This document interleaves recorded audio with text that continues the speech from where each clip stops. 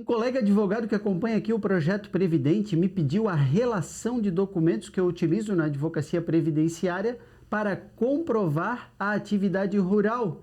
É uma relação de documentos que eu imprimo, deixo no atendimento previdenciário para pedir para os clientes. Como eu entrego muito mais do que me pedem, eu vou trazer alguns insights aqui para utilizar essa relação de documentos e mais. Eu disponibilizei aqui na descrição do vídeo o link para você clicar e ter acesso a essa relação de documentos que eu utilizo na prática. Logo após a vinheta, nós vamos aqui para a sala de aula Previdente.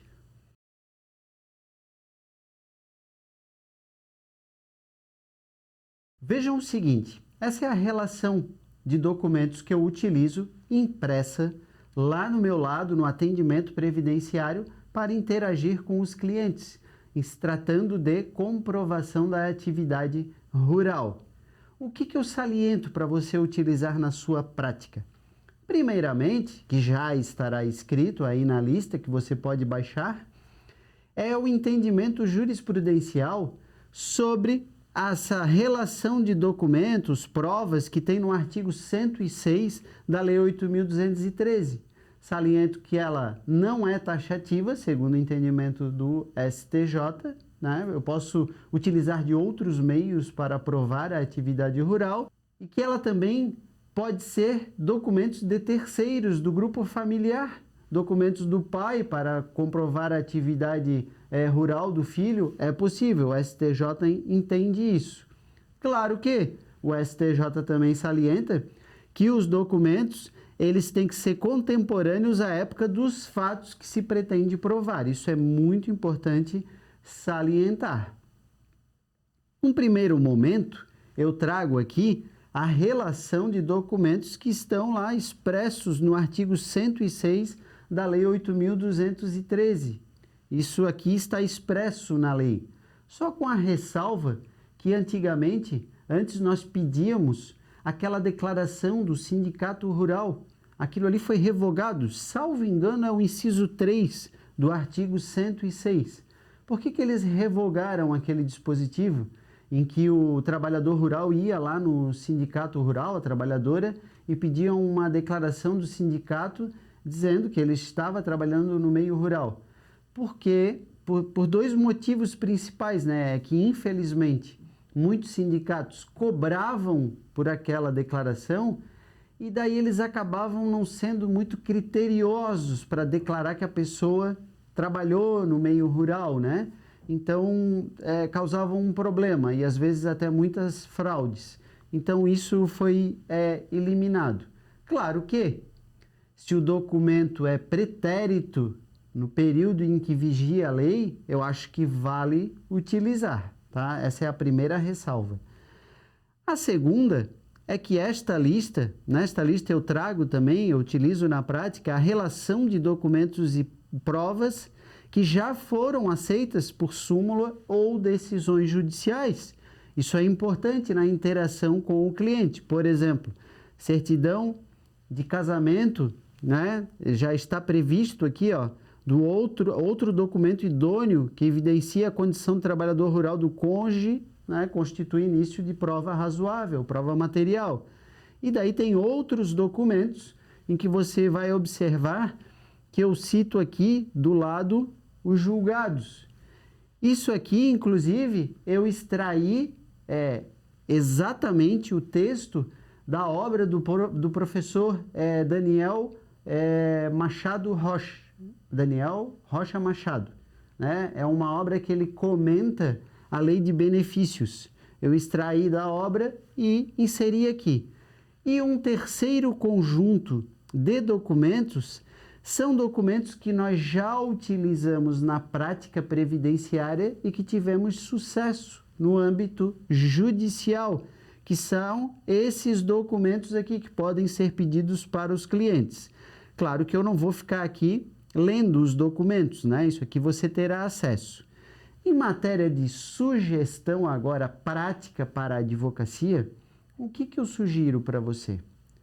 Primeira coisa, muitas vezes não adianta você só falar para o cliente, pegar o nome ali do documento, o senhor tem que pegar esse documento. O que eu sugiro para você na prática? Os clientes, via de regra, eles são humildes. Eles não têm noção, muitas vezes, de onde vão conseguir aquele tipo de documento. Então, eu sugiro para você, na sua prática, classificar esses documentos entre documentos que são inerentes ao cliente, que ele pode pegar e que estão no nome dele, enfim, né? Uma carteira de trabalho, o RG, o CPF, óbvio, né?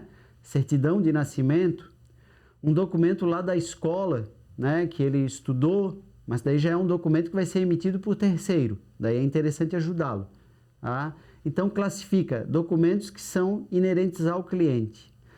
Documentos de terceiros do grupo familiar, está próximo do cliente, talvez ele não tenha dificuldade para pegar, é só esclarecer qual é o documento e o local que retira o documento. Às vezes uma certidão de casamento, é interessante explicar que é no cartório, detalhe, o óbvio precisa ser dito. Agora, uma terceira classificação, que são os documentos emitidos por terceiros, órgãos públicos, ou da próprio local que ele trabalhou, né? Notas, eventualmente inscrição que precisa retirar de um cartório. Eu dou duas sugestões para você. Ou didaticamente detalhe no papel para ele ir no local com o endereço, retirar aquele documento, explicar que precisa daquele documento, ou você faz pelo cliente. Muitas vezes nós temos que buscar o documento pelo cliente, ou pelo menos ligar para o local, explicar o que nós precisamos e o cliente vai até lá e só retira o documento. Isso é muito importante. A advocacia previdenciária é uma advocacia que nós temos meio que pegar o cliente pela mão e solucionar para ele a situação. Tem que ajudar muito detalhadamente.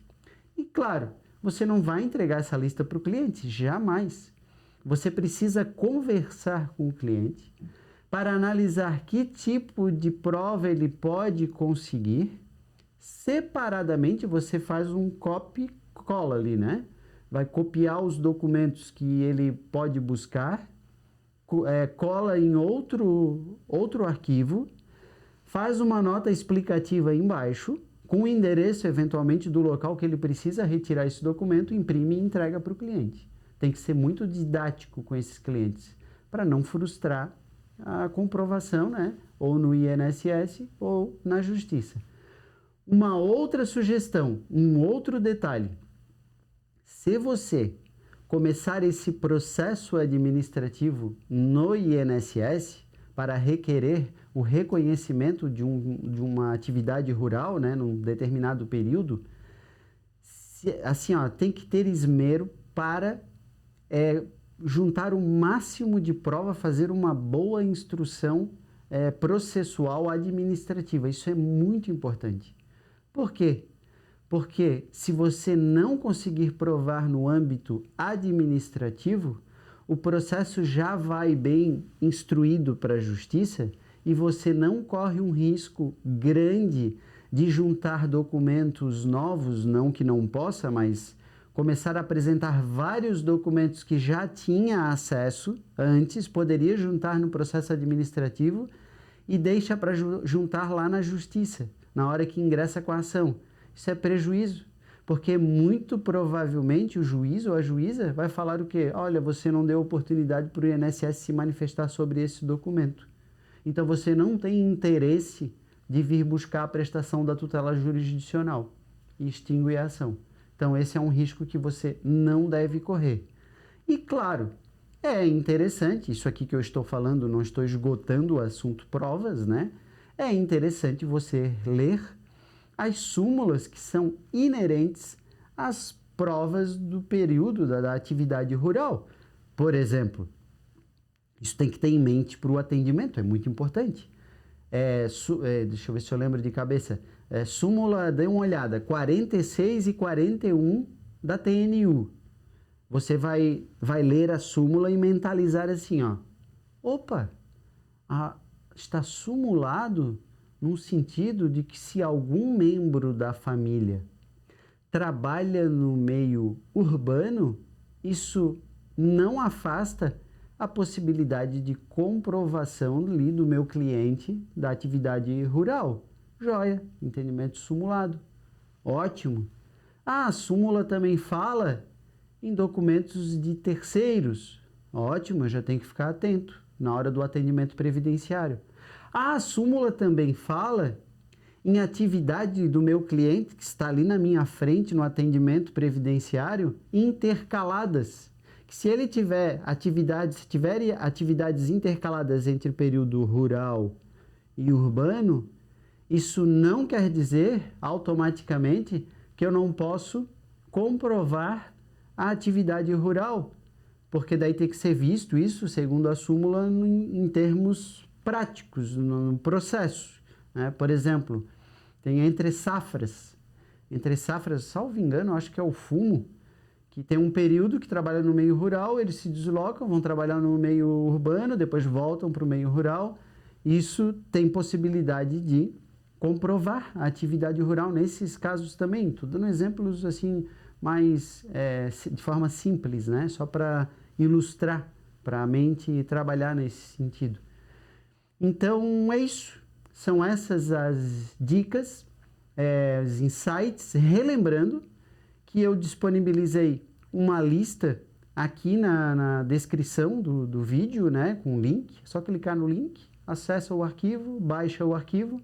Já deixarei no formato doc para você poder digitar, alterar. Claro, está com a configuração ali, o layout é da minha advocacia, daí você altera para a sua advocacia, né? Pode fazer isso. Se você tiver mais documentos que não estão na lista, por favor, comente, compartilhe comigo, com os colegas, vai agregar bastante, né? Pode ser que tenha mais documentos que você tenha tido sucesso ou conhece, né? Mais documentos que pode se provar. Ótimo, complementar isso. E peço aquela gentileza, né, pessoal? Como contrapartida, vai ser uma ótima forma de me agradecer por disponibilizar isso e disponibilizar mais peças, mais vídeos nesse sentido. Curtam o vídeo, compartilhem, enfim, se inscrevam no canal, façam o que puderem para o algoritmo ajudar a entregar mais esse vídeo. Isso me ajuda, né? Eu sempre estou à disposição para ajudar as pessoas. Isso é legal, né? É bacana para todo mundo. Tá, joia? Contem comigo e sejam previdentes.